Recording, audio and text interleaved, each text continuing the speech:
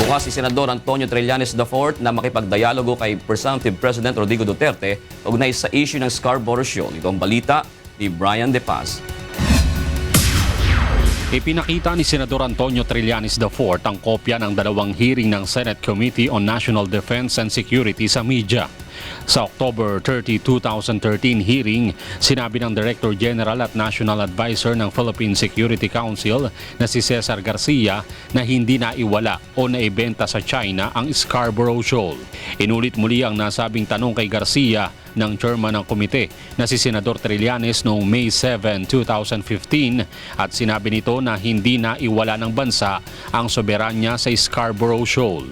Ang paglilinaw na ito ni Trillanes ay kasunod ng unang pahayag ni Presumptive President Rodrigo Duterte na kumukwestiyon kung paano natin naiwala ang Scarborough Shoal na hindi na umano mapuntahan ng ating mga mangingisda.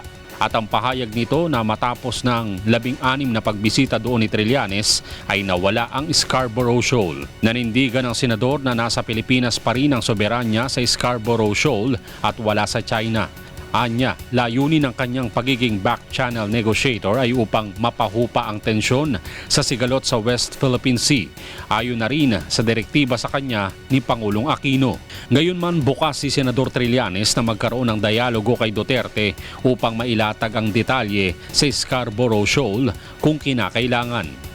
Kung gusto niyang ma-brief about what went down during the back-channel talks, I would gladly do so. Umaasa ang senador sa pagbago ng pananaw ni Duterte oras na matalakay sa kanya ng security cluster ang issue ng West Philippine Sea. Nilinaw naman ni Trillanes na hindi siya magiging hadlang sa mga isusulong na programa ni Presumptive President Duterte para sa bansa. Brian De Paz, UNTV News, Worldwide.